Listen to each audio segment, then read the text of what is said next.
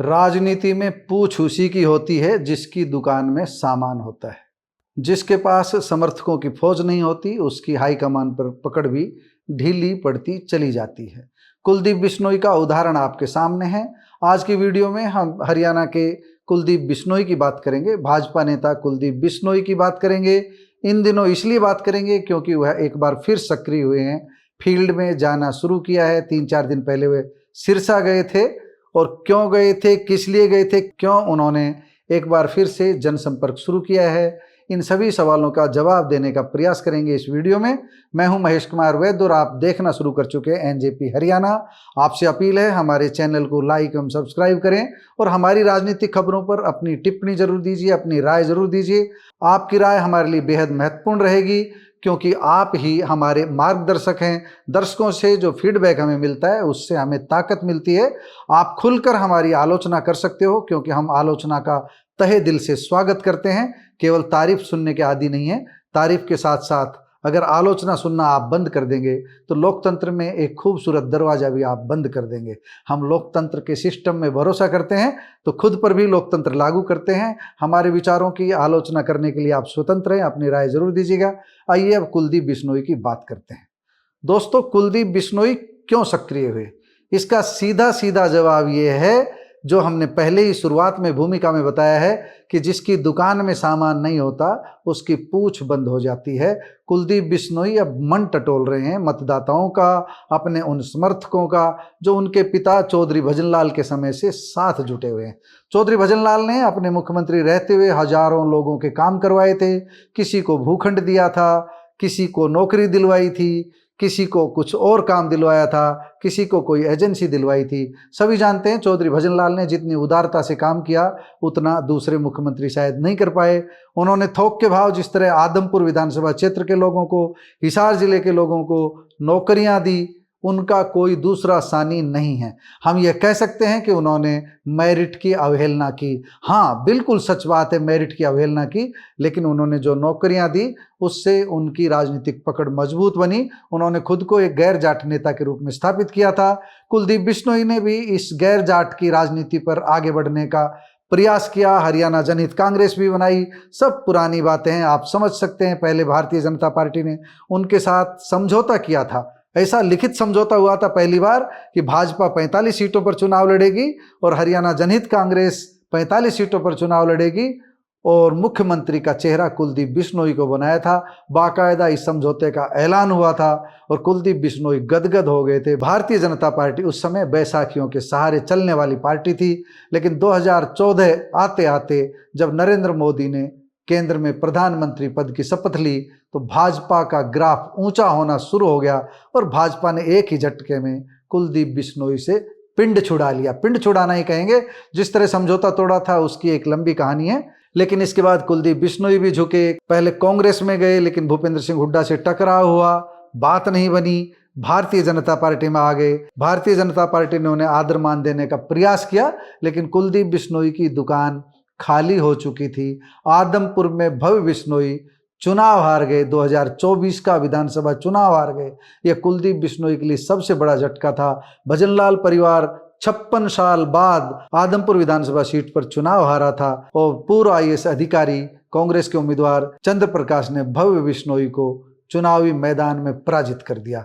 आज चंद्र प्रकाश आदमपुर में जड़े जमाने का पूरा प्रयास कर रहे हैं। भूपेंद्र सिंह हुड्डा का पूरा आशीर्वाद उनके साथ है, लेकिन कुलदीप बिश्नोई आदमपुर का गढ़ फिर से जीतने के लिए सिर धड़ की बाजी लगाए हुए हैं। भारतीय जनता पार्टी में अपनी स्वीकार्यता बढ़ाने के लिए, अपना भाव बढ़ाने के लिए प्रयासरत हैं। इसीलिए उन्होंने जनसंपर्क शुरू किया है। वह बताना चाहते हैं कि सिरसा में भी उनकी पकड़ है, फतेहाबाद में भी उनकी पकड़ है, हिसार में भी उनकी पकड़ है और हरियाणा के दूसरे हिस्सों में भी उनकी पकड़ है। लेकिन हम साफ बता दें कि बिश्नोई साहब, आपकी पकड़ अब दक्षिण हरियाणा में तो बिल्कुल नहीं रही है। नाम मात्र के 1-2 पुराने साथी हैं, वो सबके दोस्त रहते ही हैं। इसी तरह आपके हैं, आपके पास वैसा जलवा नहीं है जैसा एक जमाने में चौधरी भजनलाल का होता था और जैसा एक जमाने में तब आपका हुआ था जब 6 विधानसभा सीटों पर आपको जीत मिली थी। उस समय बड़े बड़े चेहरे आपके साथ जुड़े थे। अहिरवाल में भी राव नरवीर सिंह ने आपकी ही टिकट पर लोकसभा चुनाव लड़ा था, लेकिन आप दम नहीं दिखा पाए। आप दम नहीं दिखा पाए तो भारतीय जनता पार्टी भी समझ गई। आदमपुर विधानसभा सीट पर अगर आपको जीत मिलती तो निश्चित रूप से भारतीय जनता पार्टी में भी आपकी पूछ बढ़ती, लेकिन आप अपना ही गढ़ नहीं बचा पाए तो भारतीय जनता पार्टी आपको कहाँ भाव देने वाली थी। भाजपा तो वैसे ही इस्तेमाल करने वाली पार्टी जानी जाती है। भाजपा ही क्या, सभी इस्तेमाल करते हैं, जिसका दाव लगता है वही इस्तेमाल करता है। कुलदीप बिश्नोई के पास में जब दुकान में सामान नजर आ रहा था, उन्होंने भी 45-45 पर समझौता किया, भाजपा को नाको चने चबाए थे, तब समझौता किया था। तो हम बता रहे थे, विषय से थोड़ा सा भटक करके बातें करने लग गए। हम बता रहे थे कि कुलदीप बिश्नोई जगह जगह इसलिए जाने का कार्यक्रम अब बना रहे हैं ताकि अपनी पूछ बढ़ा सके, अपनी जरूरत बढ़ा सके। तो कुलदीप बिश्नोई अब भारतीय जनता पार्टी के हाईकमान को ये दिखाएंगे कि उनकी सिरसा में भी पकड़ है, हिसार में भी पकड़ है, फतेहाबाद जिले में भी पकड़ है, और सबसे ज़्यादा बढ़ करके राजस्थान में उनकी पकड़ है। लगभग 10 विधानसभा क्षेत्र ऐसे हैं जहां पर बिश्नोई मतदाता निर्णायक भूमिका में रहते हैं, और इन बिश्नोई मतदाताओं पर निश्चित रूप से कुलदीप बिश्नोई की पकड़ है, चौधरी भजनलाल परिवार की पकड़ रही है। दोस्तों, राजस्थान की फलोदी विधानसभा सीट, लूणी विधानसभा सीट, सांचौर विधानसभा सीट ऐसी है जहां बिश्नोई समाज का काफ़ी प्रभाव है। इसके अलावा जोधपुर की बिलाड़ा, जोधपुर की भोपालगढ़, जोधपुर की ओशियाँ, जैसलमेर की पोखरण, बाड़मेर की बायतू, हनुमानगढ़ की सांगरिया, श्रीगंगानगर की सूरतगढ़ ऐसी विधानसभा क्षेत्र है जहां पर इनका प्रभाव है। हम ये कह सकते हैं बीकानेर की कोलायत, लोणकरणसर, नोखा, शेरगढ़ आदि सीट पर भी बिश्नोई समाज का काफ़ी प्रभाव है। इसलिए राजस्थान में कुलदीप बिश्नोई अपना प्रभाव जरूर दिखाना चाहेंगे। कुलदीप बिश्नोई भारतीय जनता पार्टी को यही दिखाना चाह रहे हैं कि वह राजस्थान में भी पार्टी के लिए महत्वपूर्ण है, पार्टी को उनकी चिंता करनी चाहिए। फिलहाल तो पार्टी ने उनकी चिंता की नहीं, उन्हें राज्यसभा में भी नहीं भेजा।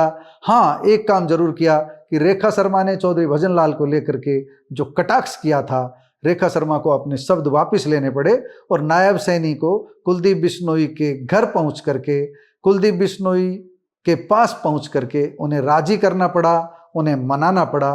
लेकिन ये नायब की कूटनीति है, ये नायब की रणनीति है। वह अपना एक साथी क्यों बिछुड़ने देंगे, क्योंकि एक साथी गया तो दूसरा जाएगा। इसलिए भारतीय जनता पार्टी किसी को जाने नहीं देगी। कुलदीप बिश्नोई को अगर कुछ पाना है तो निश्चित रूप से अपनी ताकत दिखानी पड़ेगी, और यह सही रास्ता है जो वह सिरसा में पहुंचे और सिरसा जाकर के उन्होंने अपनी बात कही। एक बार हम कुलदीप बिश्नोई की सिरसा में कही गई कुछ महत्वपूर्ण बातें आपको सुनवा देते हैं। पूरा भाषण नहीं है, छोटी सी क्लिप है, यह आपको सुनवा देते हैं। इससे आपको अंदाजा लग जाएगा कि कुलदीप बिश्नोई अब किस दिशा में जाएंगे और क्या कदम उठाने वाले हैं। नहीं, देखिए, हमारा कोई ना कोई जलसा का प्रोग्राम था, ना कोई, सिर्फ जलपान पे मुझे इनवाइट किया था। तो जलपान पे पूरे प्रदेश में से चौधरी भजनलाल जी हम पहले भी जाते थे, अभी बड़ा जलसा कार्यक्रम करेंगे। लेकिन मैं बड़ा आभारी हूँ हमारे साथियों का कि बगैर माइक का कार्यक्रम, बगैर सिर्फ जलपान कार्यक्रम में ऐसे हजारों की भीड़ आना इस गर्मी के माहौल में, ये कहीं ना कहीं चौधरी भजनलाल जी के प्रति उनका स्नेह और मेरे प्रति उनका प्यार देखने को मिलता है। मैं आभारी हूँ। और लोग कहते हैं राजनीति के अंदर दोस्त अच्छे नहीं होते। मैं उनको कहना चाहता हूँ कि हमारे साथियों से मिलो, दोस्त ऐसे होते हैं जब बुरे वक्त हो, अच्छा वक्त हो, हमेशा हमारे साथ खड़े रहें। कुलदीप जी, ये दोस्त आपके निजी हैं क्या, बीजेपी के या किसी और पार्टी? हम भी बीजेपी के अंदर ही हैं। मेरे साथ है तो बीजेपी के साथ है। हाँ, नहीं, वो बिल्कुल मैंने जैसा भी कहा, जो मेरा साथी है, जहाँ मैं हूँ वहाँ मेरा साथी है। तो ये हमारे परिवार से जुड़े हुए लोग हैं, ये तन मन धन से हमारे साथ है और मैं तन मन धन से इनके साथ हूँ। कैसा भी समय हो, मैं इनके साथ खड़ा रहूँगा। पिछले दिनों रेखा शर्मा ने जो कमेंट किया था भजनलाल जी को लेकर, पहले वो बात खत्म हो गई है। रुसवाई देखने को मिली थी, क्या रुसवाई अब खत्म हो चुकी है? नहीं, बिल्कुल हमारे सारे गिले शिकवे खत्म हैं। पूर्ण रूप से पार्टी के साथ मिलकर काम कर रहे हैं। ये जो हमारे साथी थे जिनके बहुत बड़ी मांग थी कि प्रदेश के अंदर कुलदीप बिश्नोई दोबारा पहले की तरह फॉर्म में आए, तो उन लोगों की प्यारे साथियों की मांग में पूरे प्रदेश में, चाहे वो हरियाणा है, चाहे वो राजस्थान है, चाहे वो पार्ट्स ऑफ पंजाब है या चंडीगढ़ है, जहाँ जहाँ भी लोगों का हमारे से प्यार है, मैं सब जगह जाऊँगा। ताकि लोग बहुत समय से अपने घर पे बेचारे खाली बैठे थे, मेरे आने का इंतजार कर रहे हैं। आपने खुद एक वीडियो जारी कर लोग यहाँ पर पहुँचे हैं। हाँ, बस यही मैंने आपसे कहा कि भाई ना तो हमने कोई प्रचार किया, ना मैं, ना भव्य या भाई रणधीर, हमने किसी के खुद व्यक्तिगत कहा नहीं। सिर्फ एक चाय के आमंत्रण पे हम यहाँ पर आए और छोटे नोटिस पे इतनी भीड़ आना, मैं कहीं ना कहीं मेरा कॉन्फिडेंस जरूर बिल्ड करता है कि लोगों का आज भी वही प्यार हमारे प्रति है जो पहले हुआ करता था। क्या कुछ बातचीत हुई? नहीं, मुख्यमंत्री जी बहुत अच्छे व्यक्ति हैं। मुख्यमंत्री जी बहुत सभ्य व्यक्ति हैं, बहुत अच्छे व्यक्ति हैं, बहुत मिलनसार व्यक्ति है। मैं व्यक्तिगत रूप से उनसे बहुत प्रभावित हूँ। बहुत मान सम्मान वो हमारे को देते हैं और जो इतने काम मैंने प्रदेश के लोगों के बोले, सब कामों के लिए उन्हें हमारे को वहाँ की थैंक यू। दोस्तों, आपने कुलदीप बिश्नोई की बात सुनी।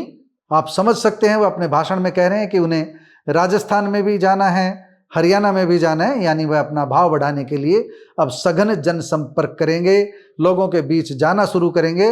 वह समझ चुके हैं कि महलों की राजनीति के दिन अब बीत चुके हैं। कुलदीप बिश्नोई घर में बैठ करके, अपने बंगले में बैठ करके लोगों को राजी नहीं कर सकते। उन्हें लोगों के बीच जाने के लिए सड़क पर संघर्ष का रास्ता चुनना ही होगा। चौधरी देवीलाल का परिवार इसी रास्ते से चलकर आगे बढ़ता आया है।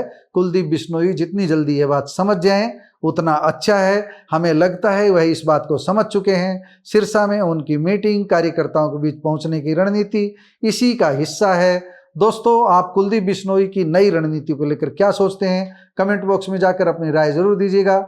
नमस्कार, धन्यवाद।